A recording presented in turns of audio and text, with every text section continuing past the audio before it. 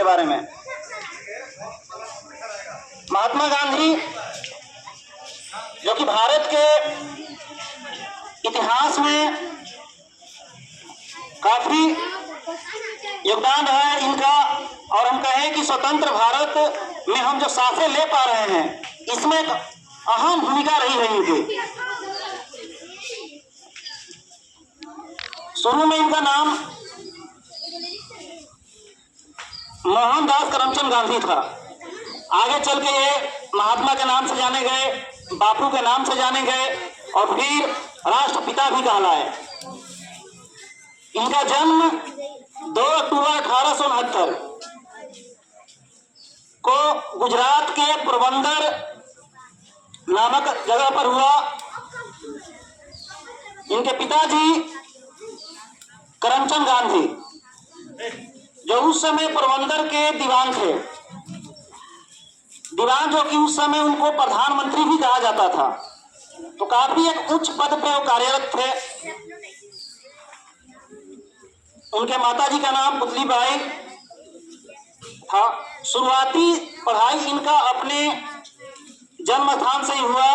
उसके बाद गांधी जी का पढ़ाई राजकोट, भावनगर और मुंबई, इन सब जगहों से शिक्षा प्राप्त की है। और 19 वर्ष की उम्र में ये अपने देश से शिक्षा प्राप्त करने के बाद 1888 को लंदन चले गए पढ़ाई करने के लिए। क्योंकि उस समय जब देश गुलाम है, कोई व्यक्ति लंदन पढ़ने जा रहा है, इसका मतलब काफी संपन्न परिवार से है। लंदन में 3 साल तक उन्होंने अपनी शिक्षा को प्राप्त किया, जिनमें वो यूनिवर्सिटी कॉलेज लंदन से कानून की पढ़ाई पूरी की। और कानून की पढ़ाई पूरी करने के बाद पुनः 1891 को वो भारत लौट आए। भारत आने के बाद वे मुंबई में वकालत की है कुछ समय तक। उनका मन नहीं लगा फिर इस कार्य में। फिर वो कुछ समय तक एक अध्यापक के रूप में भी कार्य किया। यहाँ भी उनका मन नहीं लगा, जैसे वो कुछ और करने के लिए बेचैन हो। जिस चीज का पढ़ाई वो लंदन से करके आए हैं, उस चीज को भी नहीं कर पाए। वो कानून का काम नहीं कर पाए, फिर वो शिक्षा का कार्य भी नहीं कर पाए। समय आता है 1893। ये वो समय है जहां से गांधी जी पूरी तरह से एक दूसरे रूप में आए, महात्मा के रूप में आए। उनको पूरा दुनिया जान पाई। वो 1893 से समय शुरू होता है। तब एक व्यापारी दक्षिण अफ्रीका से गुजरात आते हैं और उनका कुछ मामला था, कानूनी मामला कुछ था। वो गांधी जी से कहते हैं कि चलना है दक्षिण अफ्रीका, वहां पे आपको 1 साल के लिए करार पे ले जाते हैं कि मेरी कुछ समस्या है, जहां पे आपको अदालत में मेरे वकील के रूप में काम करना है। गांधी जी दक्षिण अफ्रीका जाते हैं 1893 में। वहां दक्षिण अफ्रीका के नटाल प्रांत में जाते हैं और वहां पे जब वो पहुंचते हैं, क्योंकि हमारा देश ब्रिटिश के अधीन था, उसी तरह से दक्षिण अफ्रीका भी उस समय ब्रिटेन इंग्लैंडों के अधीन ही था। जब वहां अफ्रीका पहुंचे तो वहां जब वो ट्रेन से यात्रा कर रहे थे, काफी पढ़े लिखे व्यक्ति, पैसे वाले भी अच्छे खासे थे। ट्रेन के A1 क्लास के कोच में वो टिकट कराए हुए थे। जैसे ट्रेन में बैठे, अफ्रीका में ट्रेन खुली, तब तक कुछ अंग्रेज लोग जो कि अंदर थे विरोध कर दिए कि ये जो कोच है A1 क्लास का, ये सिर्फ अंग्रेजों के लिए है, इसमें आप काले लोग कैसे आ गए। गांधी ने कहा मेरे पास टिकट है, हम टिकट लिए हुए हैं। इसका विरोध टीटी से अंग्रेज लोग किए। टीटी भी आया, कहे कि नहीं टिकट भी है, फिर भी आप इस कोच में नहीं जाएंगे, आपके लिए 3rd क्लास का डब्बा है, 3rd क्लास का डब्बा में आपको जाना पड़ेगा। गांधी जी इसका विरोध किए, फिर भी उनको ट्रेन के डब्बे से बाहर फेंक दिया गया सामान के साथ। गांधी जी को यहां से वो चीजें लगी, कितना पढ़े लिखे व्यक्ति के साथ इस तरह का काम हो रहा है, तो जो अफ्रीका में लोग रह रहे हैं, जो मजदूर है, किसान है, उनके साथ कैसा होता होगा। चूंकि अफ्रीका में बहुत सारे भारतीय मजदूर थे, उनको अंग्रेज भारत से अफ्रीका लेके गए थे काम कराने के लिए, उनको गिरमिटिया मजदूर कहा जाता था। वहां वो 1 साल के करार पर ही गए थे। 1 साल तक वहां जिस काम के लिए गए थे, जिस व्यक्ति के लिए गए थे, उनका नाम अब्दुल्ला था। उस अब्दुल्ला फॉर्म के लिए उनका केस लड़ा। उसके बाद वहां भारत के लोगों की या वहां के लोगों की जो स्थितियां थी उसको देखकर वो अंग्रेजों से वहीं पर लड़ना शुरू किया, अफ्रीका के अंदर ही।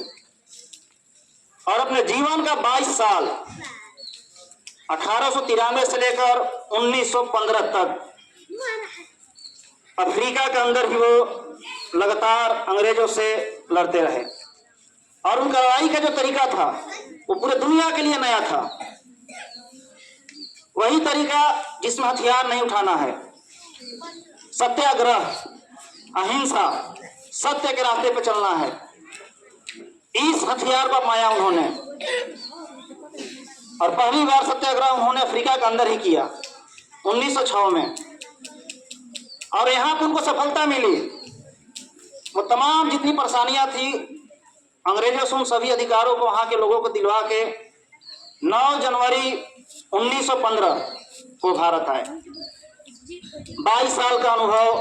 तब तक पूरे दुनिया में गांधी का नाम हो चुका था। भारत में जब आए काफी जोरदार स्वागत उनका हुआ। जब यहाँ आए तो उनके राजनीतिक गुरु कहा जाता है गोपाल कृष्ण गोखले जी को, उनसे वो मिले। क्योंकि भारत में वही स्थितियां थी जो अफ्रीका में। यहाँ भी ब्रिटेन के अधीन भारत है, यहाँ भी मजदूरों की, किसानों की, यहाँ के लोगों की वही स्थिति है जो अफ्रीका में थी। उनके राजनीतिक गुरु जो गोपाल कृष्ण गोखले जी हुए, उन्होंने इनसे कहा कि आप पहले इस देश को समझिए, भारत का भ्रमण कीजिए, इस देश को समझिए। जब यहाँ की देश को समझेंगे, समस्याओं को देखेंगे, लोगों को समझेंगे, तब जाके आप कुछ कर पाएंगे। 1 साल तक वो बिल्कुल भारत के लोगों से मिलते रहे, यहाँ के समस्याओं को देखा। और 1916 में पहली बार वो कांग्रेस के अधिवेशन में शामिल हुए लखनऊ के अंदर। तब भारत के अंदर कांग्रेस पार्टी हुआ करती थी बड़ी पार्टी के रूप में, और उनका प्रत्येक साल अधिवेशन होता था जिसमें चर्चा होती थी देश के बारे में। तो पहली बार लखनऊ के अंदर 1916 में कांग्रेस के अधिवेशन में शामिल हुए। और यहाँ पर बिहार के किसान उस अधिवेशन में पहुंचे हुए थे। राजकुमार शुक्ल, वो बिहार के चंपारण से संबंधित थे। चंपारण जिले के किसान राजकुमार शुक्ल तब गांधी जी से अपने चंपारण के अंदर की किसानों की समस्याओं को उनके सामने रखा। हमारे यहाँ एक तरह की समस्या है जिसको 3 कठिया प्रथा कहा जाता है।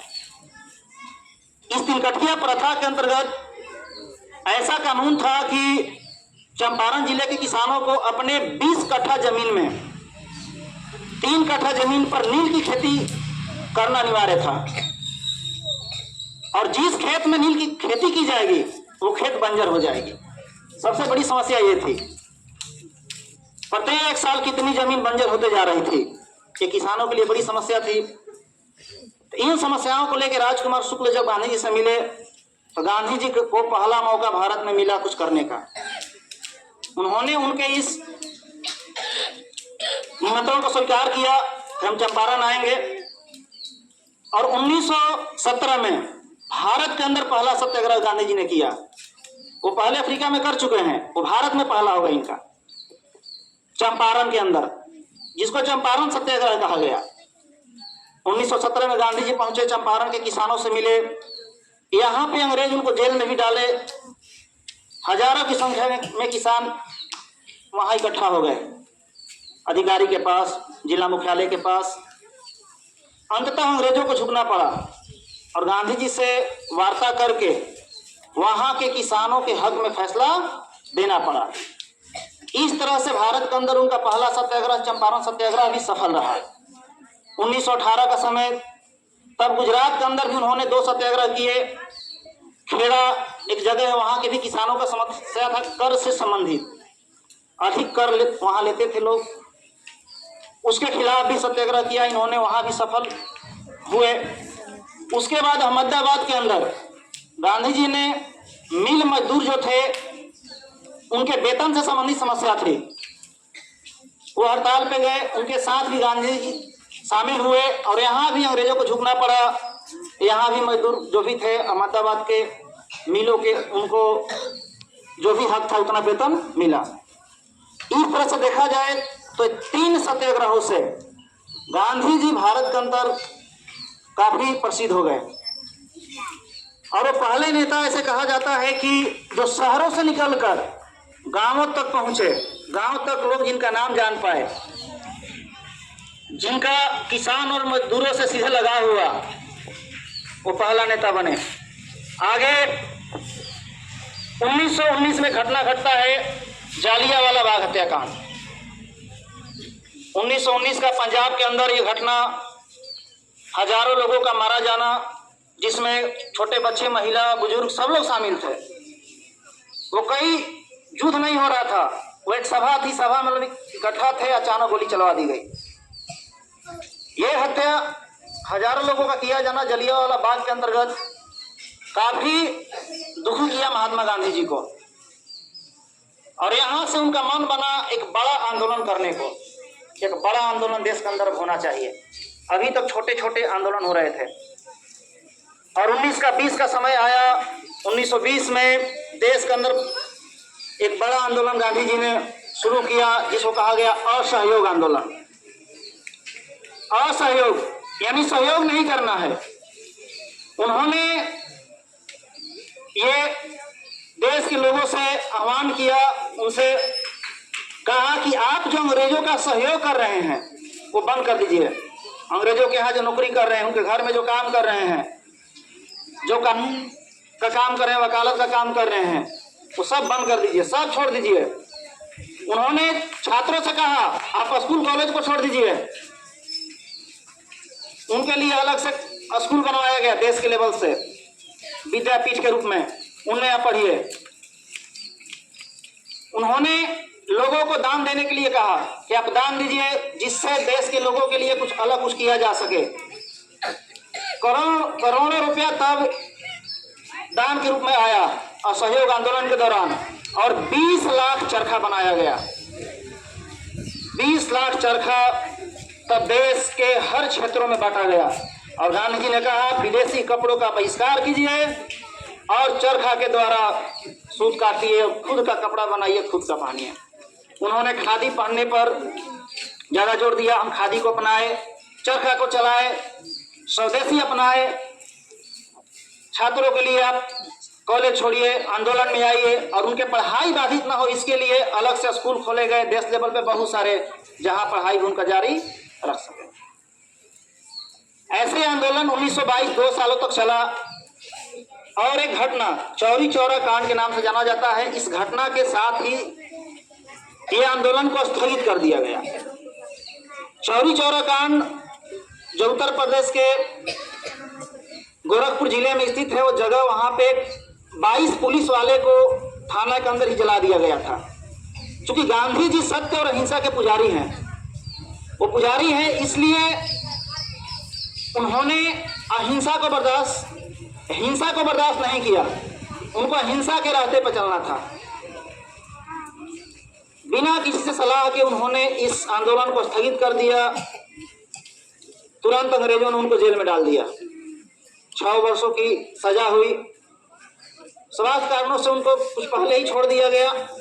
आगे चल के फिर उन्होंने 1930 के समय में नमक कानून को तोड़ने के लिए दांडी यात्रा किया। दांडी यात्रा जो 6 अप्रैल को समुद्र किनारे पहुंचकर नमक बनाकर नमक कानून को तोड़ा और पूरे देश के अंदर तब नमक जो है लोगों के द्वारा बनाया जाने लगा। इस नमक कानून को तोड़ने के साथ ही एक और आंदोलन को उन्होंने ऐलान कर दिया, सविनय अवज्ञा आंदोलन। 1930 में ही सविनय अवज्ञा आंदोलन की शुरुआत की और ये आंदोलन भी काफी बड़े पैमाने पर पूरे देश के अंदर तेजी से लोगों को इसमें शामिल करने को उत्साह भरा। लोग अंग्रेजों के खिलाफ लगातार आ गए लेकिन गांधी जी का अंग्रेजों के साथ एक मीटिंग हुआ, जिसको गांधी इरविन समझौता कहा जाता है। लॉर्ड इरविन के साथ उनका मीटिंग, सविनय अवज्ञा आंदोलन को 1931 में कुछ समय के लिए रोक दिया गया। आगे आंदोलन कमजोर पड़ गया, इससे भी कुछ बड़ा परिणाम नहीं निकला। गांधी जी कुछ समय के लिए भारतीय राजनीति से संन्यास ले लिए। जब 1939 के दौरान विश्व के अंदर दूसरा विश्व युद्ध शुरू हुआ और फिर अंग्रेजों के द्वारा भारतीय लोगों को युद्ध में शामिल कर लिया गया, बिना भारतीय से पूछे, बिना कांग्रेस से पूछे हुए, तो इसका विरोध किया गया। गांधी जी तब फिर एक नए आंदोलन की तैयारी में लग गए। कुछ अंग्रेजों के साथ वार्ता भी हुई। गांधी जी के द्वारा शर्त रखा गया, अंग्रेजों ने शर्त को नहीं माना। अंततः 1942 में फिर एक आंदोलन की शुरुआत हुई, जो गांधी जी के द्वारा किया गया पूरे देश लेवल पर तीसरा आंदोलन था, भारत छोड़ो आंदोलन। भारत छोड़ो आंदोलन 8 अगस्त को 1942 में गांधी जी के द्वारा घोषणा किया गया और इस आंदोलन की घोषणा के साथ ही अगले दिन से जो भी शीर्ष भारतीय नेता थे उन सबको जेलों में डालना शुरू कर दिए। गांधी जी को भी उस समय जेल में डाल दिया गया था, आगा का पैलेस। चोटी के जो भी नेता थे, पंडित जवाहरलाल नेहरू या जयप्रकाश नारायण रहे हो, राजेंद्र प्रसाद रहे हो, सबको जेलों में डाल दिया गया। फिर भी ये आंदोलन देश की जनता लगातार चलाते रही। भले नेता जेल में थे, लेकिन जनता जागरूक थी और उनका नारा करो या मरो के साथ जनता लगातार इस आंदोलन को बढ़ाते रही। जब विश्व युद्ध समाप्त हुआ, फिर अंग्रेज कुछ कैबिनेट मिशन के लोग आए भारत में, इंग्लैंड से। यहाँ पे भारत की आजादी को लेकर चर्चा चलने लगी कि देश को स्वतंत्र कर दिया जाए। अलग अलग तरह की बातें हुई, उसमें देश का बंटवारा भी शामिल था, स्वतंत्रता भी शामिल था। कई तरह के बातों के बाद अंततः हमारा देश 15 अगस्त 1947 को स्वतंत्र हुआ, लेकिन इसके टुकड़ों के साथ स्वतंत्र हुआ। अलग पाकिस्तान भी बना, फिर भारत को स्वतंत्र किया गया। बहुत सारी क्षेत्रों में भारत के अंदर हिंसा हुए, लाखों लोग हिंसा में मारे गए। जब बंटवारा हुआ तो कलकत्ता के अंदर, पंजाब के अंदर काफी बड़े पैमाने पर हिंसा हुई। इस दौरान कलकत्ता के नोआखली एक जगह है, वो देश में हिंसा के लिए काफी चर्चित रहा। हिंदू मुस्लिम की लड़ाई हजारों लोगों की जानें ले गई। इससे गांधी जी बहुत दुखी थे। क्या इस तरह की स्वतंत्रता हम लोग चाहते हैं या चाहते थे? वो उस समय कलकत्ता पहुंचे, नोआखली में उनको मना किया जा रहा था, वहां हिंसा है, आप जाएंगे आपके साथ भी कुछ हो जाएगा। फिर भी वो डटे रहे अपने बातों पर, हम जाएंगे ही। वो कलकत्ता उस समय गए, वहां के माहौल को शांत किया। फिर वो दिल्ली चले आए, दिल्ली में ही रहने लगे। लेकिन इस दौरान 30 जनवरी का समय है, 30 जनवरी 1948, जब बापू को दिल्ली के अंदर ही एक व्यक्ति के द्वारा उनकी हत्या कर दी गई, जिनका नाम है नाथूराम गोडसे। नाथूराम गोडसे प्रार्थना के समय ही, सुबह सुबह का समय रहा प्रार्थना काल का, उस दौरान ही वे गांधी जी के पास पहुंचे, उनसे मिले और अपने पास से पिस्तौल निकालते हुए गांधी जी पर गोली चला दी। 30 जनवरी 1948 को इस तरह से हमारे देश से, इस देश के महान आत्मा, राष्ट्रपिता महात्मा, कई नामों से उनको पुकारा गया, केसरी हिंद की उपाधि दी गई। वो आत्मा चले गए। उनके जाने के उपलक्ष्य में पूरे दुनिया से उनके लिए शोक संदेश आए। आज भी पूरे दुनिया में लगभग कई देशों में उनकी मूर्तियां हैं। लोग उनके बताए हुए सत्य और अहिंसा के कदमों पे चलते हैं। कई देशों में भारत के बाद वहां परिवर्तन आए हैं गांधी जी के बताए हुए ही रास्ते पर चलकर। गांधीवाद जिसको कहा गया, हम सामने वाले से विनती करेंगे, झगड़ा नहीं करेंगे, उसके लिए भूख हड़ताल कर लेंगे, आमरण अनशन कर लेंगे, लेकिन हिंसा नहीं करेंगे। ये हथियार काफी कारगर हुआ और ये हथियार सबसे ताकतवर हथियार भी साबित हुआ। इस तरह से हमारे देश के अलावा पूरे विश्व में पूजनीय हैं महात्मा गांधी। वो हमारे देश के राष्ट्रपिता हैं और शायद जब तक ये दुनिया रहे तब तक उनको याद किया जाएगा। इस तरह से गांधी जी के ऊपर आप लोगों ने सुना।